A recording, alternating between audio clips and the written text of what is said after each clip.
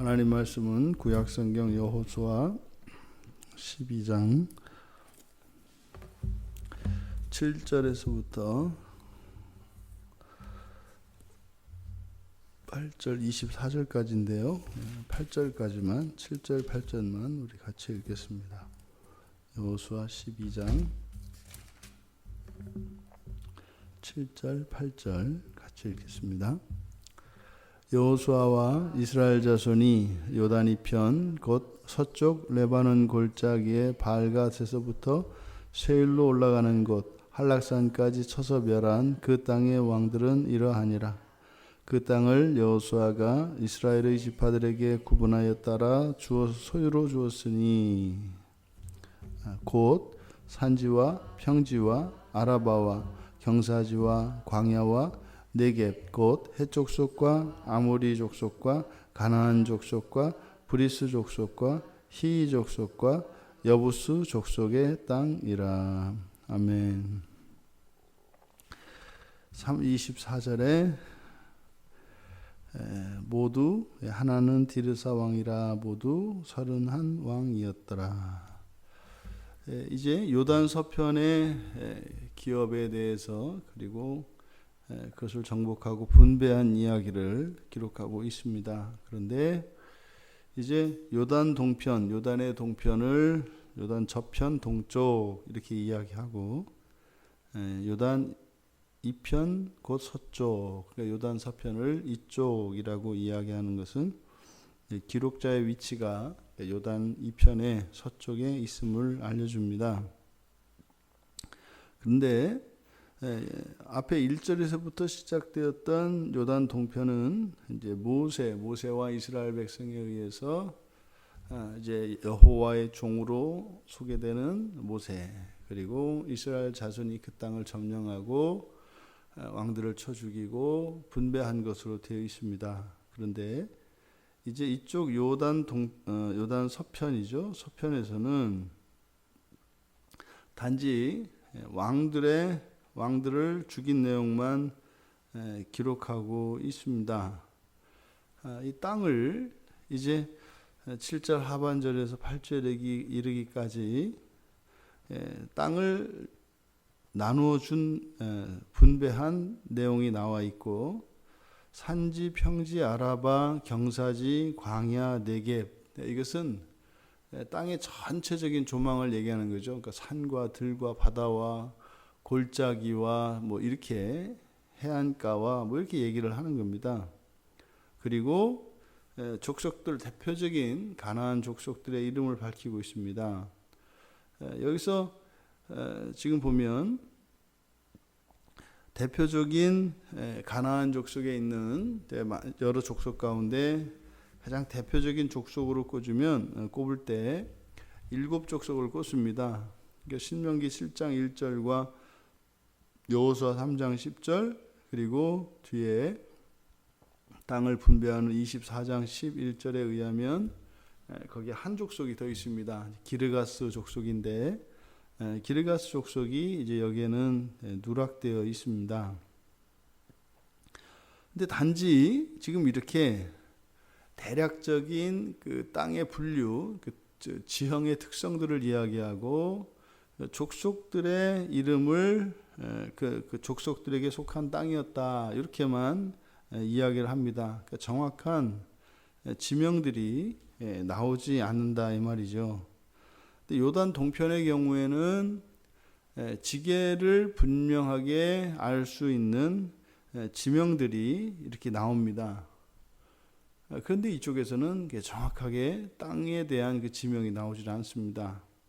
그리고 요단 동편에서는 모세와 이스라엘이 점령한 요단 동편에서는 땅에 대한 경계를 먼저 이야기하고 그 다음에 그것을 이제 분배한 얘기가 나옵니다. 근데 여기는 7절 하반절에서 8절이기까지 먼저 땅을 나누어 준 이야기를 하고 정확하지 않은 그 땅, 요단 서편에 있는 이스라엘 땅을 이야기를 하고 있습니다. 그래서 이쪽에서 지금 그러니까 요단 서편에 있는 기업에 대한 이야기를 할 때 가장 핵심이 되는 것은 왕들입니다. 그래서 왕들의 이름이 빠짐없이 정복한 순서대로 쭉 정리가 되어 있어요. 그러니까 지금 요단 서편에 있는 이스라엘의 기업의 특징이 무엇이고 또 여호수아의 사명이 어디에 있었는가 하는 것을 보여줍니다. 그러니까 이쪽 요단 서편은, 그러니까 요단 동편은 완전히 다 정리가 됐죠.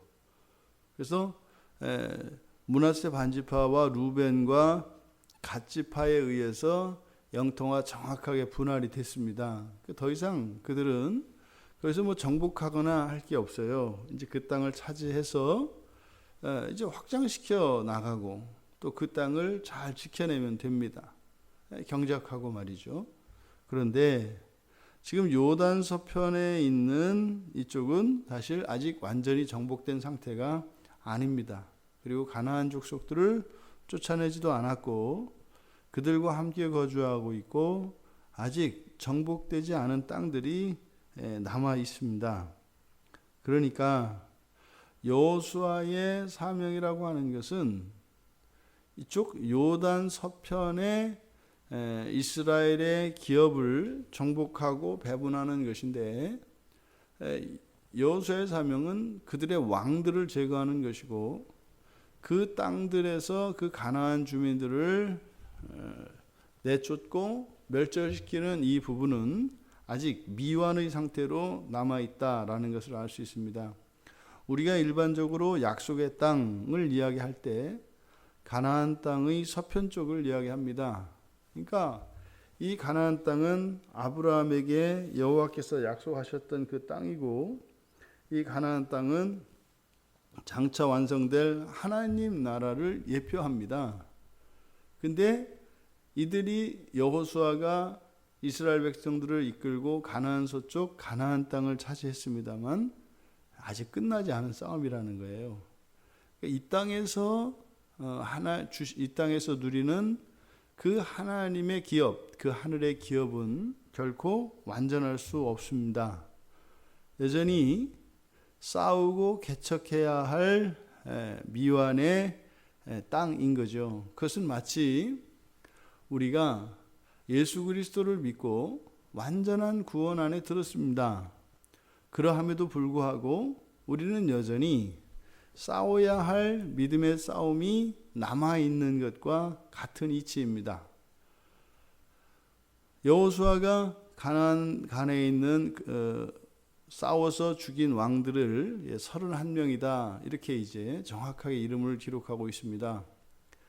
마치 이 여호수아의 싸움은 예수 그리스도께서 모든 인류를 대표하여 사망 권세를 깨뜨린 것과 같습니다. 이 31명의 왕들은 바로 마귀들의 아비 되는 사탄을 상징하죠. 그 모든 악의 세력들을 여호수아가 다 쳐 죽였다는 겁니다. 그리스도께서 이 세상의 권세 잡은 그 머리인 사탄을 멸하셨죠. 하지만 우리들이 여전히 우리 안에 잔존하고 있는 그 부패성과 함께 잔존하고 있는 이 죄와의 싸움은 계속되어야 하고 우리 안에 뿌리 깊이 박혀 있는 이 악이라고 하는 것은 마치 가나안 땅에 여전히 잔존하고 있는 가나안 세력과 같습니다. 그리고 우리의 일상생활에서 역사하고 있는 귀신들과 악한 영들이 있어요. 그럼 이것들과의 싸움, 이것은 우리들이 영역에서의 싸움입니다. 우리가 생활하는 생활 공간에는 예수 그리스도를 믿는 사람들도 있겠습니다만 훨씬 더 예수를 믿지 않는 사람들이 많습니다. 그러니까 이 가나안 땅의 여호수아와 이스라엘 백성들에게 남겨진 아직 미완의 점령, 이 싸움이 오늘날 그리스도인들에게 남겨져 있는 신앙의 싸움을 나타내고 있는 것이다. 이 세상에서 완전한 하나님 나라의 성취는 없습니다. 이 세상에서는 말이죠.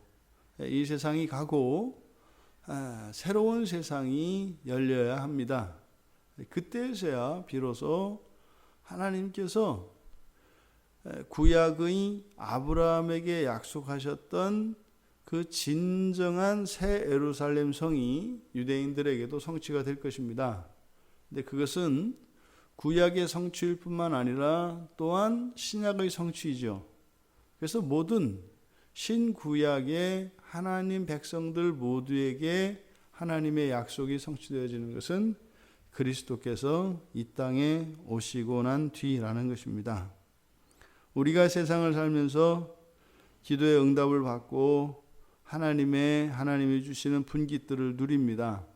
하지만 그것은 최종적인 것이 아니라 지나가는 여정에서 우리에게 일시적으로 주어지는 것이며, 또 거기에는 여전히 우리들의 사명이 남아 있어서 그 사명을 감당하는 과정을 통해서 우리들이 온전한 그리스도인으로 예수를 닮아가게 되며, 또 우리 안에서 일어나는 그런 변화가 이 세상에서의 그 영역들을 정복해가는 그런 일들로 동시에 일어나는 것이다. 잊지 말아야 합니다. 결코 이 세상에서 우리는 만족할 수 없다는 것을 말입니다. 항상 완전하지 못한 것이 우리의 내면과 우리의 삶 속에 잔존할 겁니다. 그렇게 경험될 것입니다. 늘 그래서 우리는 기쁨과 만족이라고 하는 이미 이루어 놓으신, 그리고 우리에게 주신 그 하나님의 언약의 복이 있고, 또 여전히 우리가 싸워야 하는 불만족스러운, 그리고 우리들에게 고통을 일으키고 아픔을 주는 이런 싸움의 영역이 있다고 하는 것을 기억해야 할 것입니다. 그래서 완전히 기쁘기만 할 수도 없고 완전히 슬프기만 할 수도 없습니다. 그게 이 땅을 살아가는 신자들의 삶의 정체성입니다. 그래서 오직 우리가 누릴 수 있는 것은 우리가 완전하고 이렇게 요동치지 않는 견고한 기쁨과 만족, 그리고 행복을 추구할 수 있는 것은 영원한 하나님 나라에 두어야 합니다. 그 이외의 다른 것은 다 요동칩니다. 우리가 또 그것을 다 그 의미를 정확하게 헤아려 알 수 없습니다. 우리 안에 죄가 완전히 사라지고 우리의 삶 속에 완전한 하나님의 질서가 구현되는 날이 반드시 옵니다. 그날까지 믿음의 승리에서 뒤로 물러서거나 포기하지 않고 낙심하지 않는 우리 모두가 되기를 주님의 이름으로 축원합니다.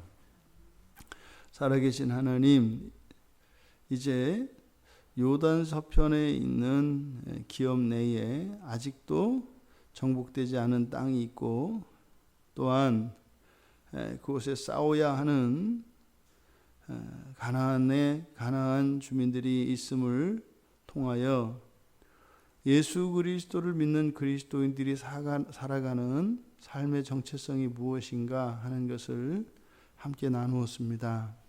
하나님, 지치지 않게 하시고 두려워하지 않게 하시고 오직 예수 그리스도 한 분만 의지하며 성령의 능력으로 승리하며 그렇게 하나님께 영광 돌리는 인생의 주인공들 다 될 수 있도록 축복하여 주시옵소서. 감사하며 예수님의 이름으로 기도하옵나이다. 아멘.